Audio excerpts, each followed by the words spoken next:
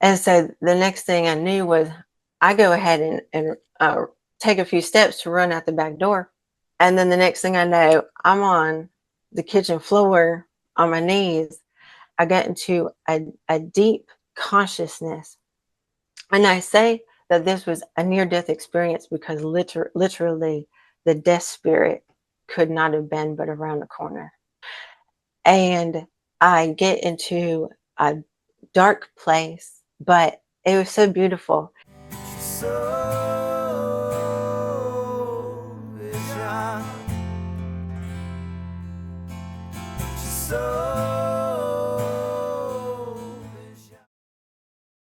I want to welcome everybody back to another episode of The Soul Inspired. Today we have Jasmine Zinck with us. She has had a near-death experience. She also has her doctorate in philosophy, specializing in spiritual healing. So she's really been in the field of it, and I really appreciate you taking the time today, Jasmine, for coming on the show and giving us a little backstory of what happened to you. Well, thank you so much. I appreciate being here. I start each episode very much the same. And I try to go back because I don't, again, one thing people know about me is when I find out about people, I don't really dig in about the NDE right away. I don't try to find out too much. So I don't actually even know when it happened to you. But I want to go before that to your childhood. Okay. Okay. So sometimes it is childhood NDEs, but I'd like to go to your childhood. Sometimes I'm fascinated myself to find out what kind of, you know, either religious, spiritual beliefs, like what was your life like as a child? Just a little background on little Jasmine. Oh, sure. So when I was growing up, first, my parents, they came from Maine, this little town of Rumford, Maine. And my mom, she was, I think, right out of high school when my dad had came back from being a hippie and he had toured Colorado and Wyoming and Texas. And he comes back into that small town and he had grown up Catholic, but it wasn't religious. It was just, you went to Catholic school, I guess, back then, or the high school. And my mom was popular and she went to the high school. And they met, fell in love. The relatives of my mom were like, oh my gosh, no, not a Zinck. Mm, Not the Zinck boy, he's trouble, right? mm, And the reason why my mom's family was like that was because my grandfather, he was um, he was the fire chief of the fire department. And when the Ford company came in and they had gas stations, they actually had one of the first gas stations. So it was that compared to a farm boy. So like, my dad grew up on a farm mm. with a few sisters. And so it was just like two totally different sides of the street. And so they fell in love and moved to the West where my dad was in construction. I was born in Utah, but we moved really quickly to a few different states. And then I started having my memories because, of course, 3 years old, that's usually when that happens. When we were in South Carolina and my sister was born. Um, I remember that I had an air about me where, for example, I say that because I was driving in the U-Haul with my dad Mhm. one day, and I was listening to all the songs being played on the radio. And I asked my dad, why isn't there other like the ratio of female to men on the radio? And my dad said, well, it's just like that. Because literally it would be 10 guy singers and then all of a sudden a female singer. Mm. And so I knew immediately. And this is, I remember thinking this, well, I know what this world is about. It's a man's world, and I'm not going to allow that to happen to me. I'm not going to not be independent. I'm not going to be oppressed. Like for a 3-year-old to have Wow. these thoughts, like that's just how I was. I was not around people that were very highly educated at this time. My mom didn't go back to school after high school. I think she had nursed a little bit, but back then SCN or whatever is like voluntary. And of course, my dad in construction. So it was me, and I had a young entrepreneur mind about me. I remember making a stop sign. I remember coloring all out with my red crayon and asking my dad how to spell stop. Hmm. And I had it in my mind that I had set up my little lemonade stand and I was going to stop people and sell my lemonade. Nice. Yeah. Oh, yeah. And I'm talking about, I stepped out. So it was like fearless from the get go. So I stepped out in the road and I'm holding the sign and cars are honking. And I was like, this doesn't make any sense. They're not stopping. My dad picks me up, right? He's like, okay, Hmm. you're not allowed in the front yard anymore. So the reason why I bring up that is because that's, I guess, normal. Kids are going to press boundaries. Right. And so over the years, I always felt like that's what I was always doing, was pushing buttons, pushing boundaries. And I remember being back in Maine at the time. We're visiting my grandmother, and she had a 2-story house, and the bathroom was on the second floor for some reason. And so I would stay up there. I think I was 4 years old this time. I wake up in the middle of the night and I see a glow, and I knew that my grandmother had a nightlight on, but this glow was different. And so I walk into the bathroom, and I remember just locking eyes with this skeleton. It was a greenish, it was like not even neon. It was just a soft, glowing neon. I could tell the skeleton was smiling, and just how he was standing, I could just immediately knew it was male, just standing there leaning against my grandmother's shelves where all her beauty products and lotions were. And I remember sitting down. I went to the bathroom and just, like, I'm here, get up. I'm going to handle my business, and just staring. And then when I stood up, I washed my hands, and it took me to put my hand into the hand, and immediately I knew this is Jesus. Wow. Yeah. And then I get a message sent to me: if you stay with me, you will be okay. And I did not respond back at the time. I just went ahead, and I remember walking back to the room, looked, he was still there, and I went to bed, and it was like it didn't happen. And over the years, I had considered, why did that happen? Well, when I had visited my grandmother, we were living in Virginia, and I was going to Sunday school. Well, when I had started kindergarten, I told the Sunday school teacher, I said, well, I have school. I don't need to go to school, to 2 schools.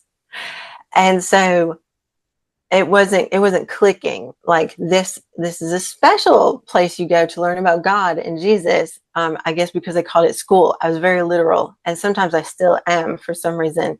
Um, Right. and and so um, I believe the reason why Jesus showed up to me like that is, one, it's easier to have not a beautiful man standing in the bathroom. You know what I mean? Because, like I say, it took me to touch him, his hands. Um, I just knew who it was. Well, after that, my spiritual senses started awakening more. So we go to there's a fort in Virginia, and we go there, and I remember freaking out. And my mom and dad did not know what to do with me. I was seeing people with their arms shot off, walking around with bandages and blood all over their head. They were not there in real Hmm. life. They were images of the strong, energetic of who they were before. But I don't think that that was even considered a ghost or a soul or anything. It was just the stories were being told over and over with the tours, and so it's bringing into action that energy. And um, I shut a lot of that out over the years. And so early on, I did get into drugs and alcohol, so I wasn't bothered by spirits that I had no idea how to discern, um, how to cast out, um, anything. And so it is important for us to always wear our full armor of God or full armor of light, to make sure that we are always thinking positive thoughts, because it's not just God that hears our thoughts. When we consciously project thoughts, Hmm. they come back to us. So you always want to make sure that what you are consciously thinking, on top of speaking, are things that you would want your future self to receive back. And so sometimes you um, are magnetically attracting spirits that aren't so nice sometimes. Yeah, I was gonna say before you continue that, I was gonna say I can't tell you the amount of people I've talked to who've had NDEs who come back with that knowledge about thoughts or things. Like we hear it all the time, like with manifesting and things like that. But it's even bigger than Yeah, that, right? What you're projecting or putting out. I think what happens is we don't understand the power of thought. We think our thought is our brain. So it's just our brain outputting this, and we're not really taking it serious. And maybe it is part of the brain. I don't really know. But I think there's something bigger. it's yes, our Mhm, mind. Not to cut you off, but that's mhm, exciting that you bring that up, because a mhm, lot of people don't understand this. Our mind is a holographic field of energy, and the mind is connected to the soul.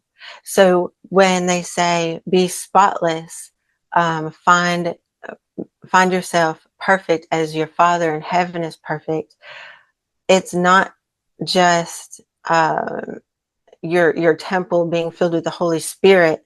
It's your mind, it's your perception. Um, it's not what can you create or what can you manifest. It's what can you co-create with God. We mhm. manifest through the Spirit. Oh, I love that. I like the way you say that. Well, we can co-create with God. I mean, if that's, Mm-hmm. and generally I mean, I don't want to jump to the end of the show and say what our purpose of being here is, but we're kind of already talking about that. But so this is all fascinating. So you did have kind of a spiritual sense of you even as a child, and that's what I'm getting from what Yeah, you've just said. And you had this obvious moment with Jesus, um, in a childlike way because you were not perceiving him as Jesus until you felt his hand, which is really yeah, interesting. And I've heard of that too. I've heard of people having these encounters with spirit, where as soon as they put their hand in their hand, they have this euphoric this moment. It's just interesting that you said that because, in doing what I do, one of the really interesting things in what I do is I get to talk to people from all over the world that don't know one another, saying many similar things. And it's like yeah, what I'm seeing is the connection, and I'm seeing that, wow, so it's fascinating to hear that. You said that as your childhood went on, you then, and I don't know if this led into the end yet. We'll start talking about that a little bit, but you said that you got into drugs and alcohol, and maybe if you can touch on that a little bit, how that happened and how it led into yeah. this NDE or how you got to this space. Well, we had moved up to Maine. I lived in Maine um, from my first grade until the end of my ninth grade year of high school. And my parents were drinkers all my life at that point. And it wasn't until we moved down here that my parents ended up deciding to split ways. So here I am at 15. Um, in a school that is in a small town, literally Jackson, Alabama. And I didn't realize that it was,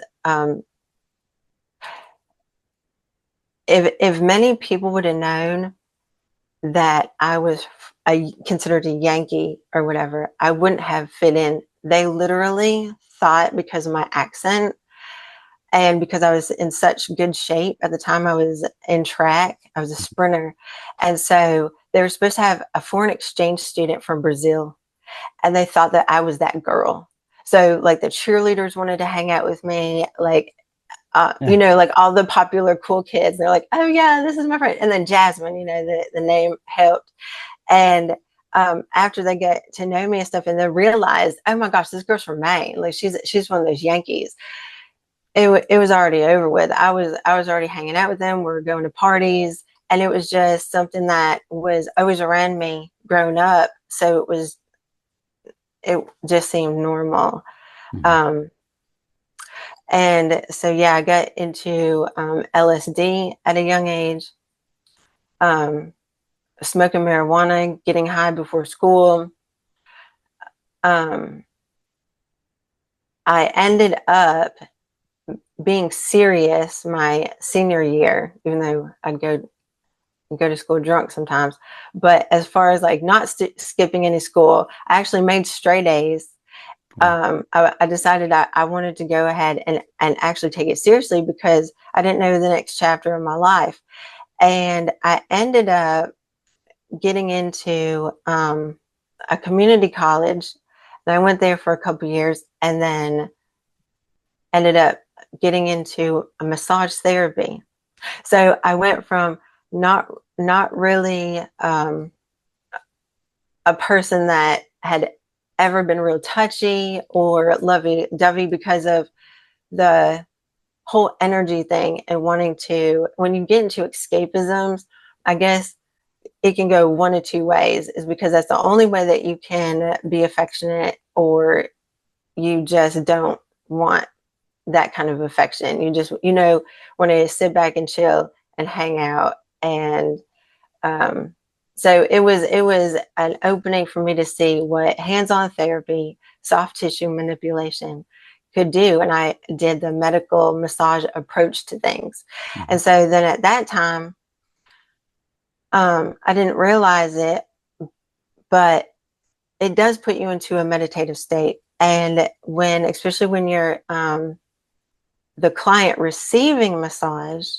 you are in a situation where um, that's a light state of meditation to a deep state.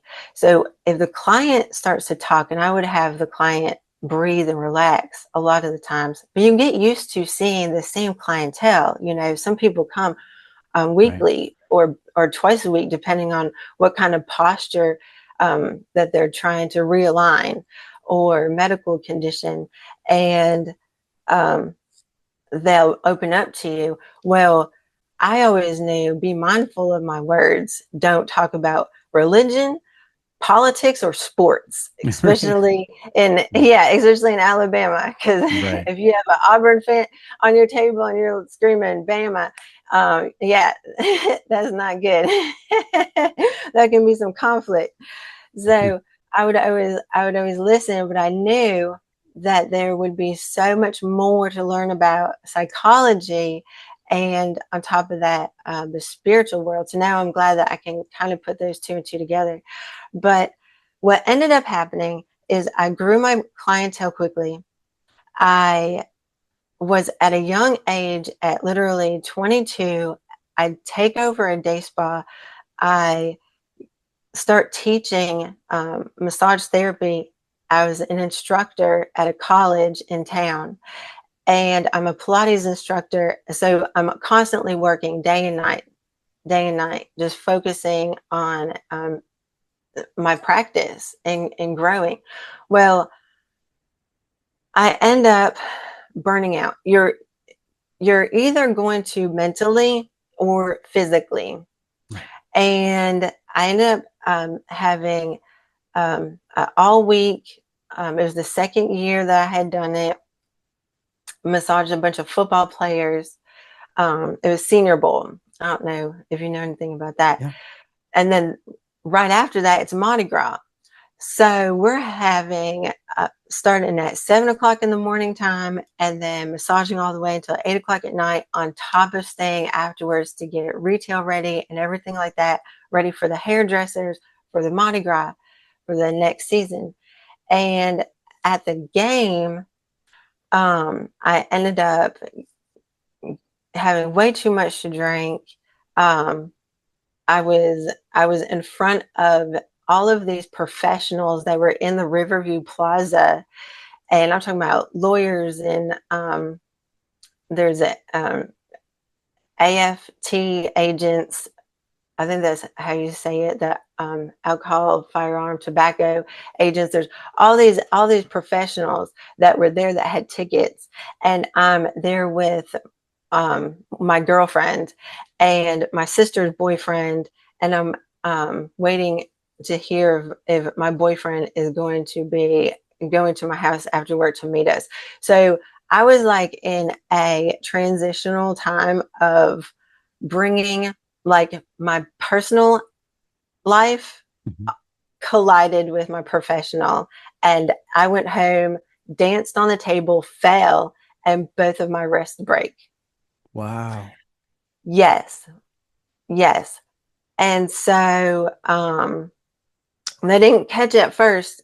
I had gone in, they were like, well, it's probably just carpal tunnel or something. I kept getting worse after a couple weeks. So my mom was like, no, you're going to come over here to Fairhope. And the doctor looked at me, the orthopedic doctor, he was like, these are the same x-rays. And look at this. You have hairline fractures on both of them. And he thought that I was in an abusive relationship. And yeah, and I was like, no, sir. And he's like, then why are you crying? I said, because I'm a massage therapist. This is my career, and you're telling me Right. that I'm broken. Wow. Yes. And so I was not in a bad relationship at that time, but then I ended up getting into one soon after. So I'm picking up the pieces and figuring out after a few months after that, what do I do? I still didn't feel like I was confident physically to get back into massaging. I had a falling out with my partner.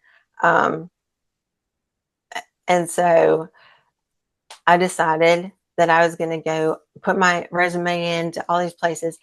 And because at that time, apparently, I looked more impressive on paper than I really felt like I was in real life. People were like, are you trying to take my job, Jasmine? Like all these people knew me. I had massaged them. And so managers are calling me, are you trying to take my job? I'm like, Uh-huh. no. They're like, why are you trying to be the receptionist? I'm like, because I'm rebuilding again. Like, I literally need a job. Like, Right. what's going Right. on? And so after I pump gas into my car and I go over 5 cents, and I was like, no. Like I literally knew I had $35 in my account, and I go over 5 cents. And I was like, well, that's a bummer. I really need to get a job now. And I remembered on Craigslist, there was an ad, bartenders needed, no experience required. Mm. And I was like, okay, I'm going to go down here and see what's going on. And I'm talking to the owner, and she was like, I don't know. And I said, but it said no experience required. Like, what do you know? She's like, well, do you know anybody that works in this industry? And I was like, my sister, she's a Hooters girl. And they said, if you get her to work with you, you can get the job. I got my sister to come work with me. So we start bartending together. Yeah. And I ended up getting um, a duplex. I went ahead and rented a duplex. But in order for me to do that, because I was, of course, didn't pay my utilities. That's what happens, right?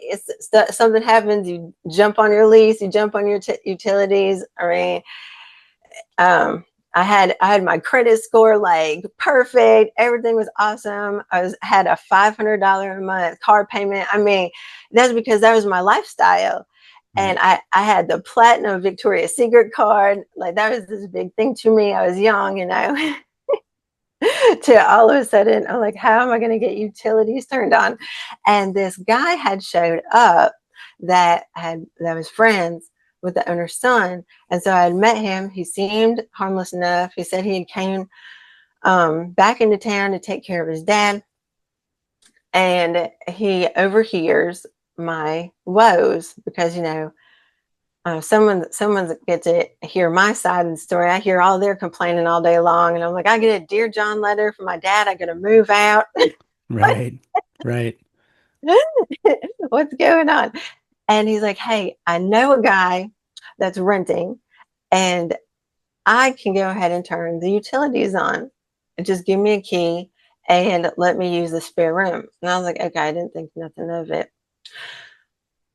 Well, the person that had turned on the utility bills, he comes in to the house, and I had my metal softball bat by the door for protection. And anyone listening to this, just don't do that, because if somebody comes in the door, that's what gets picked up. But of course, at a young age, you know what I mean. I'm thinking, I'm going to be in control and look out the peephole or the window. You see what I mean? Right. But no, that's not what happened. I see running, in his mind. Well, let me go ahead and get into defense mode, because he discerned something before I did. And I wasn't going to do anything except stand there and talk it out. Like, okay, so why is it that you come in here, rushing in here like this, and you seem like you're so mad? But there is no talking to somebody whose whole face shifts, just a whole deform. I'm talking about it wasn't just seeing a spirit upon somebody. It was seeing their skin, like everything move. Hmm. So And so you were picking up on the negative energies that were moving through, or the dark energy that was moving through. Is that what you mean by that? I saw the I saw the demon in him, Okay. literally morph his face, Wow. literally his skin, like everything like shifted. It was Hmm. almost like it was like the demon saw something um, about the whole situation, or had a reason to get this person into action to do what it wanted to Right. do, Hmm. and was to to take me out. And so the next thing I knew was I go ahead and uh, take a few steps to run out the back door. And then the next thing I know, I'm on the kitchen floor on my knees, and I'm not feeling any pain. I don't know what happened at this time. And I remember just being really close to the linoleum, to the point where I remember thinking, oh my goodness, they hadn't changed this from the design is from the 70s or something. Um, and then I feel like I'm being lifted. And then the next thing I know, I'm in my chair with two knives against my neck, and I'm not really able to hear anything, but I know what he's saying. He's yelling, and then I see the other person come behind him, and then they're fighting, and there's holes going into the wall. And I remember thinking, this is an interesting way to go. And then um, I black out, and then I wake up again, and I'm in a dark room, and I realize I'm on my bed. There's two officers in my room, and they're saying, "Oh, well, it seems to me that the attacker left. The attacker is not here. There's nothing to report." And all of a sudden, I feel excruciating pain. And I put my hand, and literally I cupped my hand like this, and my skull is bulging. And I was like, is this like pressure from my skin? Because you realize that we don't have that much of just the epidermis and the Right. fascia, and maybe a little baby muscle, but yeah, so it was the bone protruding out. Wow. And I was like, please touch this, call an ambulance. I need some assistance. And they were like, "Oh, well, aren't you that Zincker, you're that bartender? Oh, you're probably just drunk." Um, and then they start talking to the guy. "Well, she's probably just been drinking. She'll be sober. She'll sleep it off." And I was like, "No, no, no, no. You're disregarding what I'm showing you here, what I'm trying to get you to see, to feel." And they left. I wake up in the morning time. I don't have a cell phone. I don't know what happened to it. Um, and no, no one's there. So I realize I'm going to go to the bathroom. I'm projectile vomiting at this point, and I couldn't walk. Like, I tried to get off my bed, and I'm just like poof on the floor. So I used my arms, my forearms, to crawl all the way to the bathroom. And I remember just throwing up. I don't even know how long, but everything in my system. And I go lay down on my couch, and um, I wake up, and I remember knowing that my sense of smell is gone. I was like, okay. And so I'm still not worried. And I'm thinking, everything's going to be fine. Well, it gets to day 3. And I thought this was odd because I was thinking, surely I had a shift, a bartending shift somewhere along here. Nobody's come to check on me. But they probably were trying to blow my phone up or something. And I didn't know where it was. There's no way that I could even concentrate to fathom where anything was at this point. But on day 3, I remember I was in my chair at this point, and I'm in a fetal position. And I remember I have not gone to the bathroom. I haven't been able to intake any fluids and keep anything down for well over 24 hours at this point. And I was like, wow, okay, so this is getting close to the end then. And so that's when I decided to reach out to God, literally.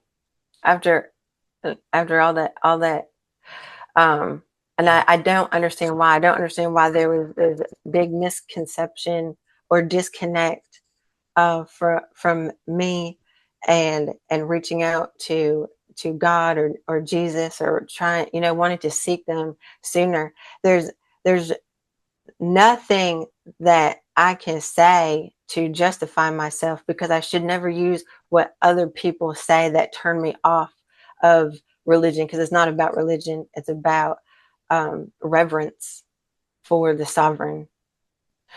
And that's one.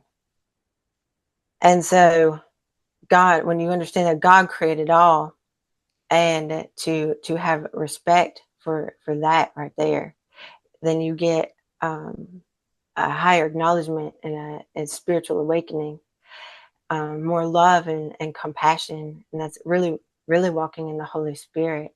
Because um, what I ended up doing while I'm on my couch is going back to why I was here, what I was doing before all of the chaos and the drama. I was healing. Hmm. I said, God, I was healing. You anointed my hands. Like, it's like I knew this stuff, but I didn't acknowledge, you see, for all those years. And what he gives, he takes away, um, to humble you. And and I said, all those people that I healed, I should be able to be healed. Hmm. And then that was it. I just went into a rocking, and literally a millisecond or a multi-millisecond of relief. That's what I focused on. So when you focus on the relief, the pain-free, the positive, the love, the healing, I got into a deep consciousness. And I say that this was a near-death experience because literally the death spirit could not have been but around the corner. Mm-hmm. And I get into a dark place, but it was so beautiful.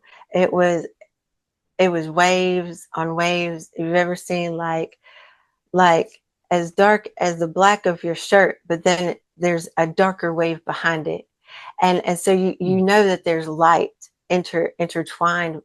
And I remember being on my back and just smiling and being so grateful. And I said, thank you, God, for putting me here, because I wouldn't have been able to handle the light and the sounds of heaven, because I was so sensitive to all of that. Because, of course, I'm still thinking of my physical self and not really understanding what was going on at that time.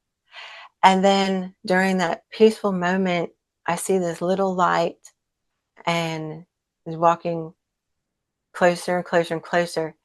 And that that same that same like cool I'm here for you posture that I had seen um, in that skeleton was in front of me smiling, and it was Jesus Christ, and he is the light in the darkness. And he stops and he puts his hand out to me and he says, are you ready? And it was as if my spirit, my soul knew him. And like here, you know what I mean, like here's my best friend, pretty, I knew him. And I said, it's about time.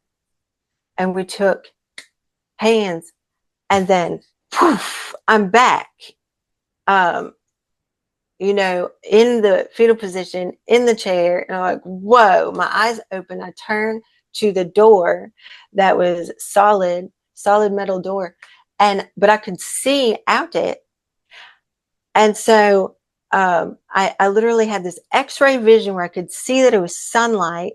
And I saw the grass that was lit up with this brilliant, in the middle of the day sun. So I knew, um, well, I've got to get out there. I've got to get rehydrated. I've got to get to the hospital, because I knew that I had been given instructions. I knew that there was something that was embedded in me, but I was not to bring it back or for it to be released until a certain time. Mm-hmm. And I heard this voice, everything's going to be fine. Remember, someone is on their way. And I was like, oh, yeah, that's true, because I don't see myself crawling to my car. And then if I get in the car, how is I going to drive my Equinox? And I was like, okay, well, I still don't have any pain. I'm super excited. I did not expect to see who came in the door, walk in. But it was like immediately, like you see the person that you are to forgive. And I was like, okay, well, this makes sense. So let's go. And he's like, first, you're going to take this Lortab. Second, and I was like, oh, I'm doing great now. And he's like looking at me like, what is going on? You're going to eat this yogurt, the strawberry yogurt cup, because I don't think that you've eaten anything. And this is the story that you're going to tell. You slipped and fell on the kitchen floor. If you don't tell them the story, I'm not bringing you to the hospital. I was like, okay, let's go. Mm, Right, right. right. So Wow. I get to the hospital, and everything's fine until I get out of the car, and that's when my legs start wobbling. and I feel the weakness, and I'm like, whoa, okay, now I'm starting to come back into, I'm in this physical world. And now I'm starting to remember, like, there's this situation, but I'm not consciously going to focus on that. You see, Mm-hmm. so I get to the window, and the guy's filling out my information, and I ask for a bedpan. I said, I'm about to, be sick. Well, they see red, so they're thinking I'm throwing up blood because of the strawberry and the yogurt, and they rush me back. Or there's no telling how long I would have had to sit in the waiting room to wait. But God has everything orchestrated, you Mm-hmm. see. So he gets me um, into the CT machine. They immediately see the damage, and they call a neurosurgeon. The neurosurgeon flies back. I guess he went to New York or something. So th- thank God, because then we had to wait for him to fly back. So during this time, it was like every 45 minutes, it's documented, they were doing CT scans. Well, when he gets back into town, he said he got a phone call telling them that, oh, would things have changed. She's not going to need surgery. He's like, I need to come and find out what you're talking about. I've never heard of anything like this. He said, he comes in and he's speaking very loudly, and I'm like, because I was still kind of sensitive to sound and stuff. Like, they were putting a towel over my eyes to run me to the CT machine because of all the overhead lights. And he says, in my 25 years of being a neurosurgeon, I've never seen anybody heal this quickly. He said, I went and did research of all this documentation before I came in here, and I cannot find anything like this. And I don't know what to do with you except for dismiss you. Like, you've got to leave in the morning time. I cannot keep you. There's nothing I can do for you. And I was like, well, now I'm interested. I said, I don't understand. What do you mean? He said, I was supposed to drill a hole into your brain to relieve the pressure.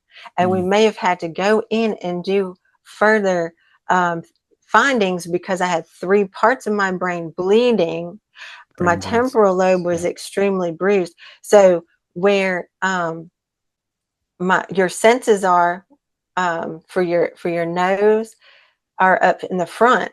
So all of this, all the way through the right hemisphere, all of it was completely,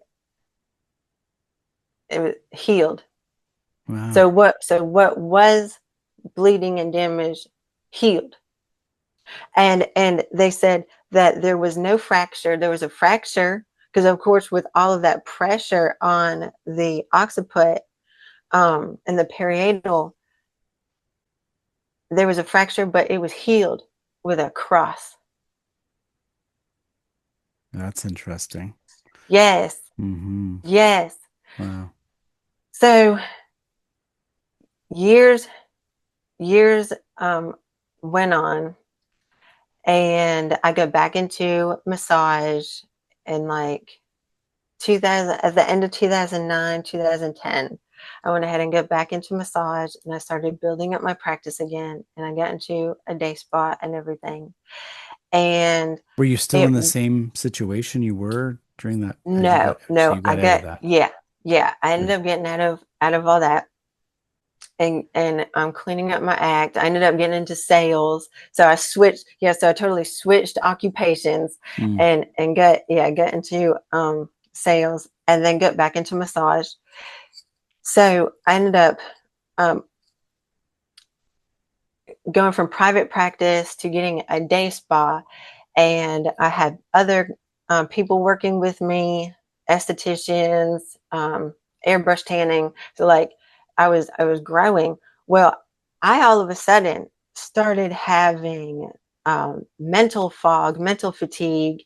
Um, I started having high anxiety, just all these things that it wasn't me before. And I was thinking, maybe I'm overworking myself, or maybe I'm not grounding myself after each session. I got into working out, and that didn't help. And so I ended up getting back onto drugs and alcohol. Mm. Yeah. And Wow. my spiritual senses, I will say, did not ever turn off, but I had muted them. I'd tuned them out.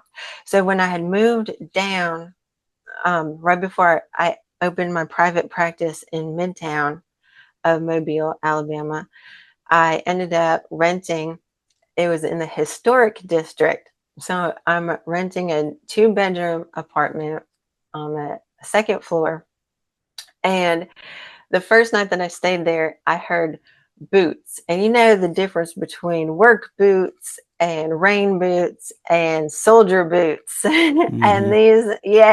these are soldier boots, like older time. And I knew at nighttime, up and down my hallway, like they're patrolling in a way. Wow. So I did some research on the building, and it ended up being in a for real antiquity kind of home from the early 1920s. And it was a house that it was put into a quad, but it used to be just one big, like a mansion type house. And it was from the Civil War era, Wow. originally. So So you started picking up on spirit at that point. yes, Yeah. yes, I Yeah. started picking on spirits Hmm. again. And then um I went to one of my friends' day spas, and she had this gentleman.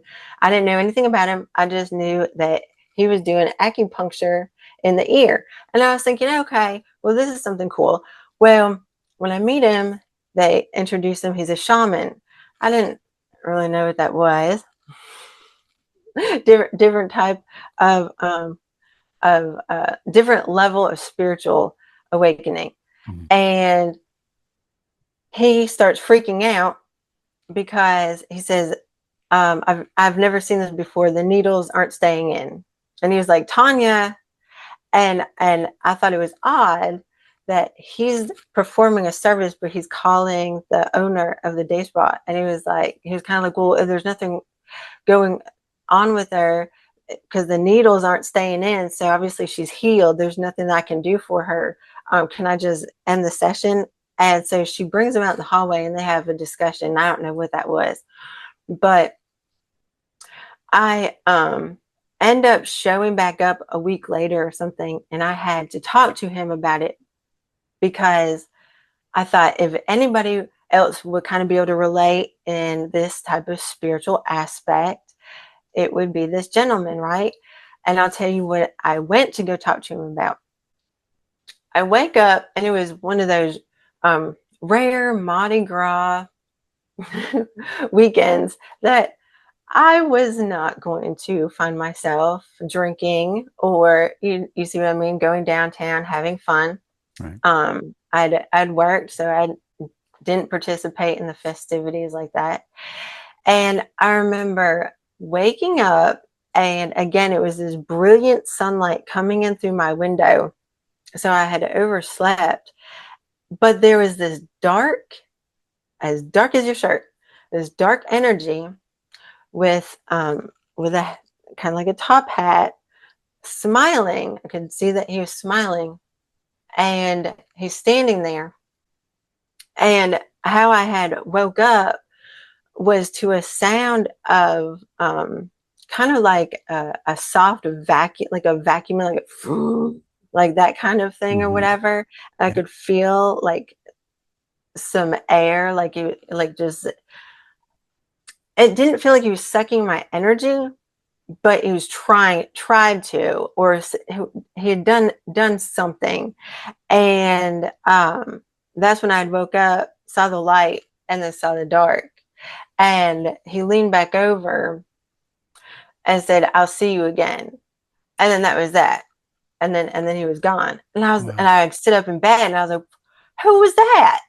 And I mean, I was freaked out about it, but I was like, I need to know who this is. But again, the disconnect. I had gone the other way back into the world, Hmm. didn't think that I needed to get to know Jesus or seek God again at this time.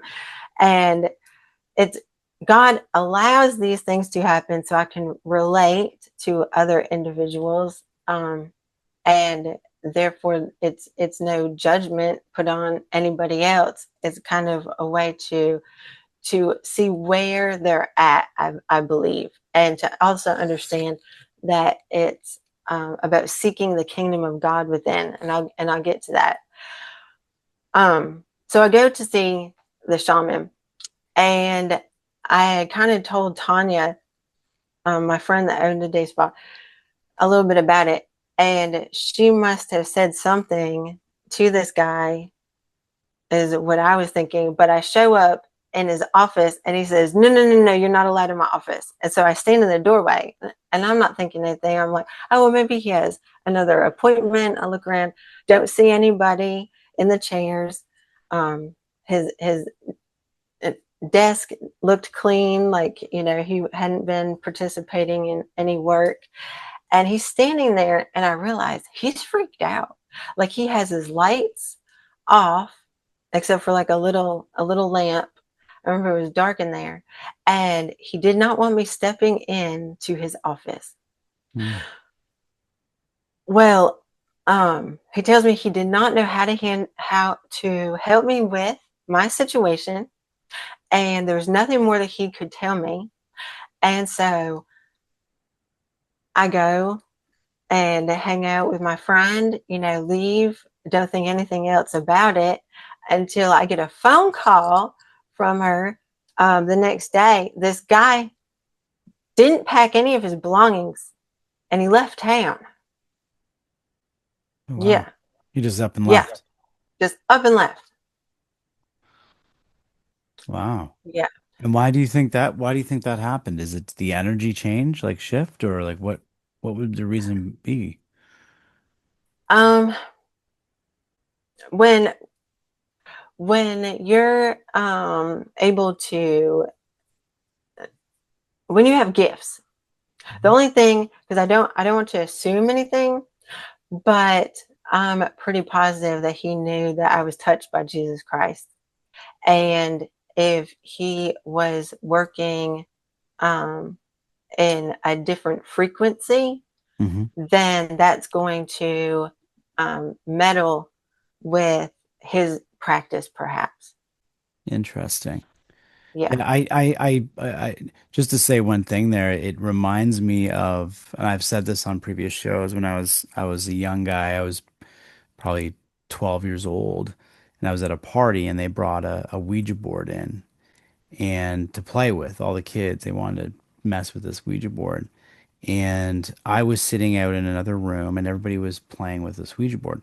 Now, people can think what they want about Ouija boards and energy and all this stuff, but they were talking to this energy, and it was not a good energy. It Hmm. was a darker energy, someone who had done some really bad things in his life, and they were all laughing about it and playing along with it. And I was kind of freaked out by the thing, and so I stayed back in another room.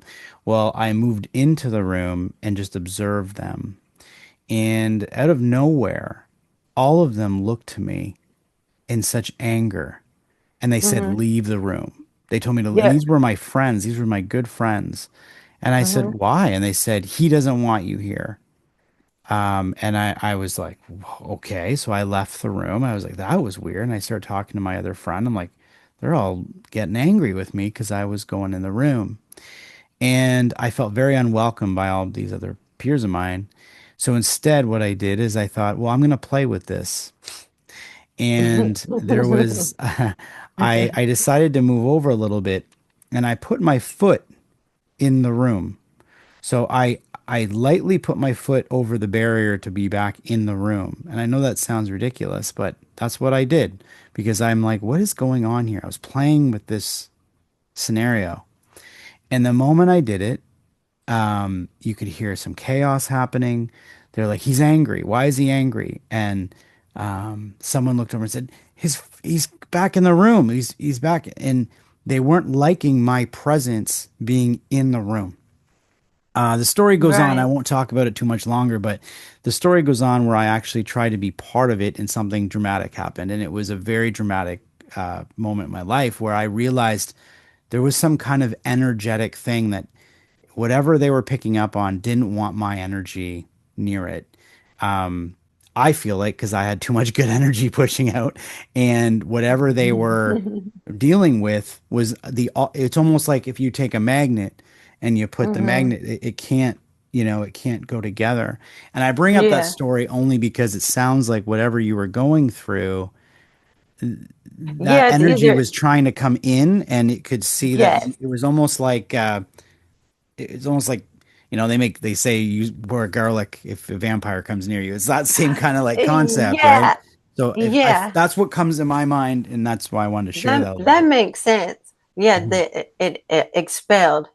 Yeah, Hmm. it went because it was the energy. So either it was, you're right, like emitting from us, or angels that I Right. were That's a good beyond my point. recognition. We have Lord's angels because we're in the kingdom of God. We sit in heavenly places, and so at any time they know what we're doing. Anytime they know that we need assistance, to be around us to finish the work of the Lord, then they will be around us. Wow. And so you were discovering all of this as you moved away from that negativity in your life. You were becoming closer and closer to this. Is this what got you into? I mean, because as we said, you got Yeah, into philosophy and the spiritual healing, and just a little yes. bit. If you can give us a little bit on that, and also the book that you're kind of a part of, if you a little info on that. Oh, yes. Like I was saying, I had started getting the mental fatigue and all of that in my massage practice, and I'd gotten back into the drugs and alcohol, and I ended up fracturing my ankle, and I went to a different um, series of events that ended me into a rehab that was actually like a Bible boot camp. But how I got there was I was taking a walk in the neighborhood one day because I was like, I I don't know what's going on. I don't know what to do. I need to take a breather from life. And I felt Jesus's presence next to me. And I was like, where have you been? Like, where have you not been hearing me call out to you, kind of thing? Instead of me being thankful and respectful. And this is a big thing that I had a lot of pride and superiority because I had built a business. I had, you see, before I got healed, I healed these people. You see, it was not me at all. It's God. Right. So here I'm self-righteous, and he says, you need to get to know Father. As I was like, well, my dad went to the Mission of Hope, and he had good results, so I'll go there. I knew that they were a Christian based um, facility, so they used the King James Version Bible. And I said, okay, well, fine, I'll go there then. And I didn't know at the time that Father was God. I just knew Jesus said I needed to get to know Father. And I am more and more every day.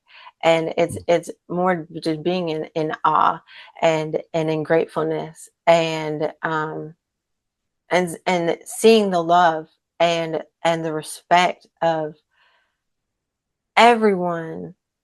He wants us to have that respect, to serve people, to be able to see Jesus Christ through us.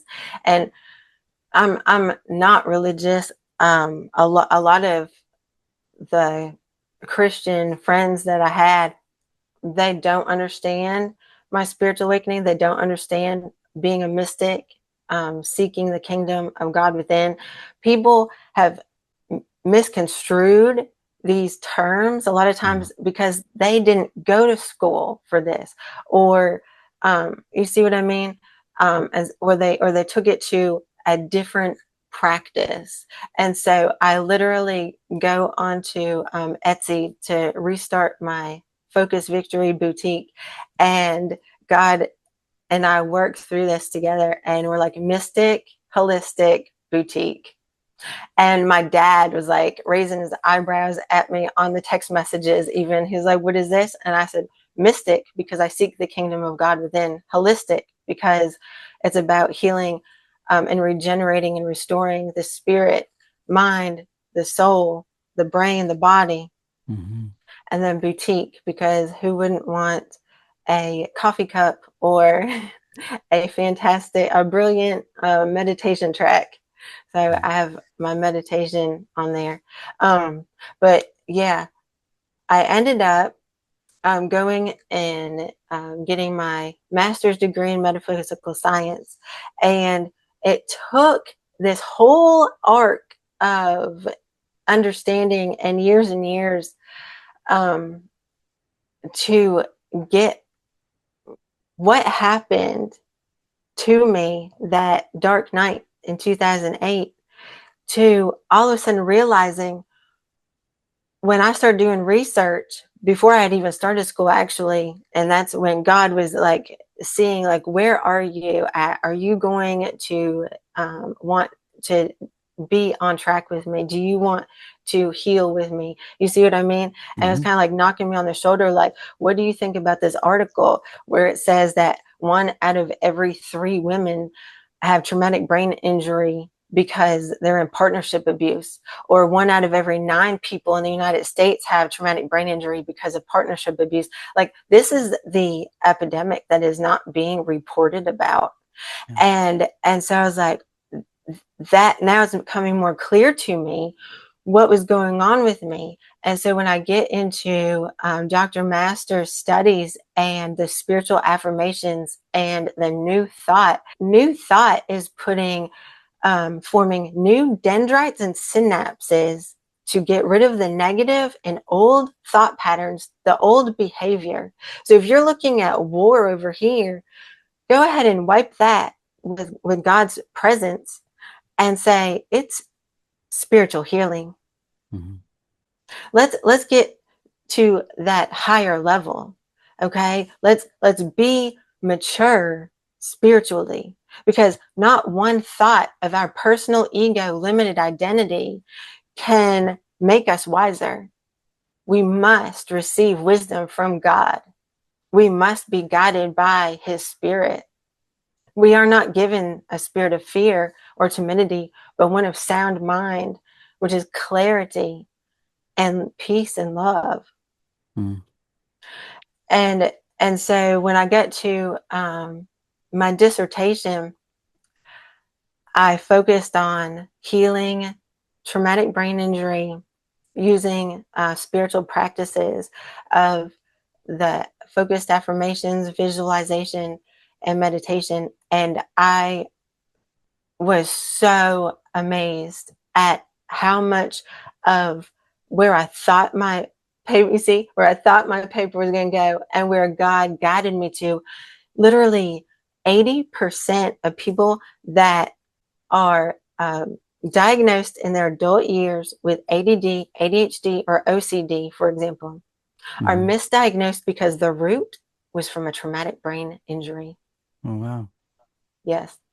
And so, therefore, focusing on God's presence and the mystical meditation that was proven by neuroplasticity scientists and psychiatrists, doing studies on a group of nuns. This is a really cool fact. A group of nuns that were in a convent that had taken an oath to be mute.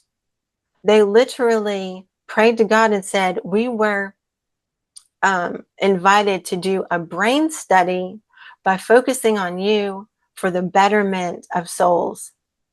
And so they came out of that pact of not speaking for their lives while here. And it had been 40 years that they hadn't spoke.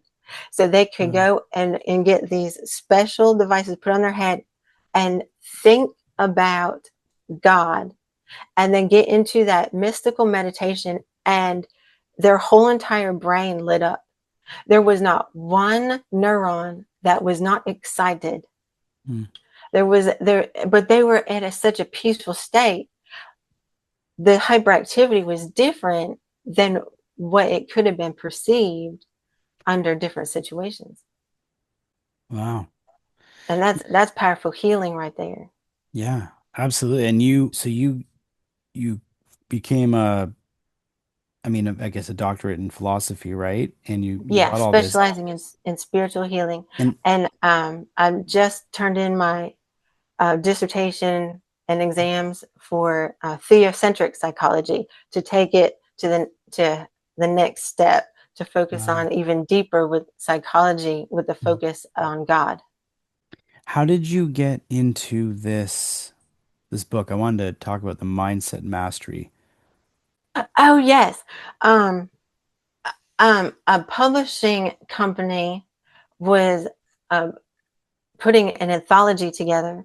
And so there was a group of ladies that were interested in it, and they are all involved in some aspect of healing um, the mindset in some way, whether it's neuroplasticity or they too could be like spiritual coaches or life coaches. I think there's one guy, so there's 10 ladies and a guy, and he wrote a play, and so he talks about overcoming fear. Mhm. And so I got involved in this because it was the time. So it's about time. I've determined for everybody to have their spiritual awakening, for everybody's spirit to be regenerated, because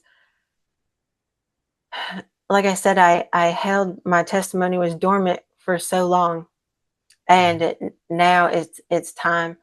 I went through so many years of I wouldn't be able to not cry speaking about it, Mhm. and to I'm so thrilled to be able to tell people about Jesus and God in a different way, on a different level.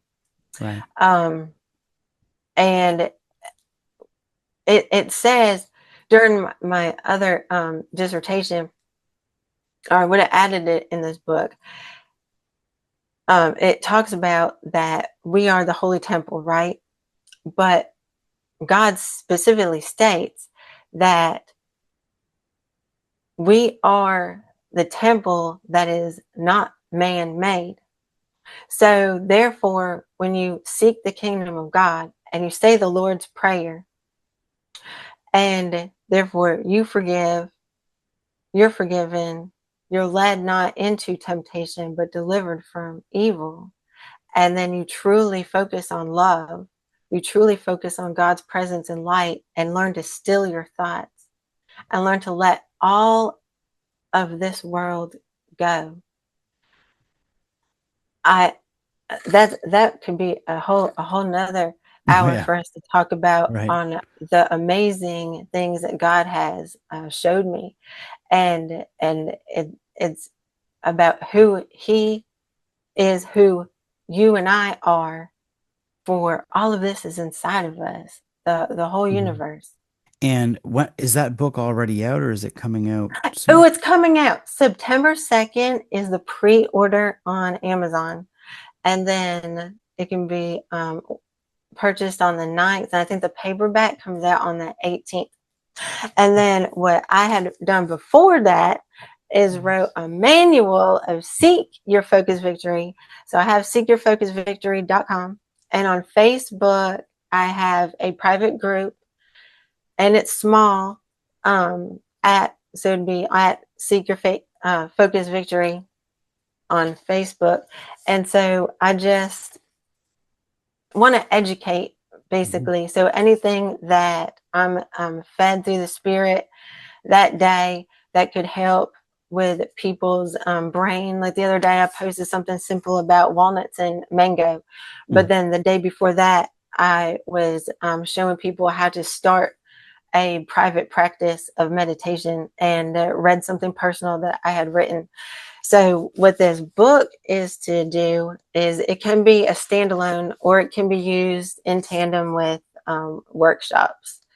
And Okay. so I'm trying to get that up and going online, um, as well as face to face. But I think that people might feel more comfortable, and it might be in other states other than this one that I'll end up getting some clientele for that. Wow. So That's yeah, I just amazing. know that I'm a lot more productive. When I say that I started school in 2023, and now I am on my way to my second doctorate on my third book Wow. in 2 years, less than 2 years, because of God. So I don't stop, just very active, and you don't look at the time like you did, but at the same time I don't miss appointments. Right. That's right. That's My right. grandma always used to do Yeah. that. No, I love Yeah. that. And I like that you so it's seekyourfocusvictory.com. That's the website for that. Is that your Yes. main website too, or do you have a different Yes. website? Okay, that's your main website. Yeah, that's the main website. Yeah. I love all this. Thank you so much for sharing your testimony today, everything that kind of that happened to you, and I'm sure there's a lot more we could dig in with. I do like to end each episode the same way, and I always ask everybody the same specific question. And I'm Okay. curious about your thoughts around this, right? So everyone's near-death experiences can be a little bit different, and their experiences in life can be different, but I try to always say, what do you think the main reason is why we come here and incarnate? Why do we come here and do this? Do you have any insight or feelings around that? I'm just curious about your own feelings around it. The illusion of separateness for the ability for us to overcome what is one of the hardest things to, and that is overcoming our personal ego identity and losing all distractions to seek God, ultimately, the ultimate reality, the mind of the universe. Um, the reason why Jesus came down here to take our sins away so we all can be found perfect and holy in the sight of God, so we can be guided by the one that made everything possible. And it does fit. I mean, the ego is that part of us that because a lot of times when people have the NDEs, they feel stripped of that, and then they come back in and they almost it almost feels uncomfortable, and they go, "Oh, I'm back into this and I'm supposed to just be that person again." And it can be very confusing. It really shakes Yeah. things up for a lot of people when they come back. So, but we're doing it here without having the NDEs. Hopefully, most audience listening, we don't necessarily want those situations, but it still doesn't change the fact that that's part of, I think, what we're here to do is to kind of we lose ourselves to find ourselves, if that makes sense. We lose the ego Yes, in order to it's find actually ourselves. written in the word. Yeah. You lose yourself, you lose your personal ego mind to find your true identity. Mm, there you go. There you go. Mhm. Wow. Well, this has been beautiful. Thank you so much, Jasmine, for coming on. I really appreciate having you on the Thank you show. for having me. And I'm excited to share this with the audience. And I always reach out to the Soul Inspired audience and say, please continue to like, share, and subscribe to the Soul Inspired. If this particular episode sat with you and you think someone could gain something out of it, please share it with them. That's how we spread our messages and our thoughts. But I really do appreciate you coming on the show today. Thank you so much. So vision. So